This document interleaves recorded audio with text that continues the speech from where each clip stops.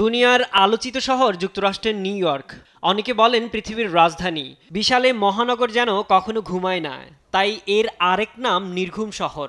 আধুনিক সভ্যতার গতি, রঙিন আলো আর জীবনের উচ্ছ্বাসে নিউ ইয়র্ক যেন প্রাণবন্ত, জাগ্রত।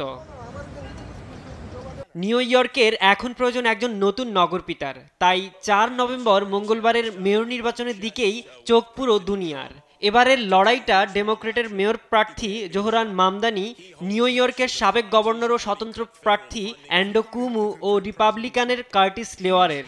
নগরের নেতৃত্বের লড়াইয়ে মুখোমুখি প্রগতিশীল, ক্ষমতাসীন ও রক্ষণশীলরা। নিউ ইয়র্ক যুক্তরাষ্ট্রের সবচেয়ে জনবহুল শহর। 2024-এর জুলাই পর্যন্ত জনসংখ্যা ছিল প্রায় 85 লাখ। প্রতি বর্গ কিলোমিটারে 11,314 জনের বসবাস, যা বিভক্ত 5টি প্রশাসনিক অঞ্চলে। হিপহপ সঙ্গীতের জন্মস্থান হিসেবে পরিচিত নিউ ইয়র্কের ব্রঙ্কস, যার আয়তন 110 বর্গ কিলোমিটার ও 13,50,000 মানুষের বসবাস।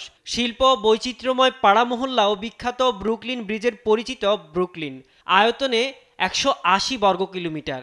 নিউ ইয়র্কের অর্থনৈতিক ও সাংস্কৃতিক কেন্দ্র ম্যানহাটান।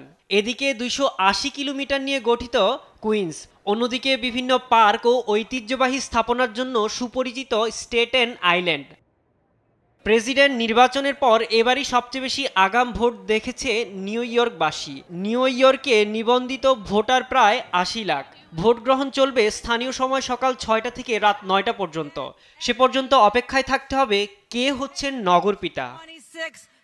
সাইদুজ্জামান, নিউজ ডেস্ক, দেশ টিভি।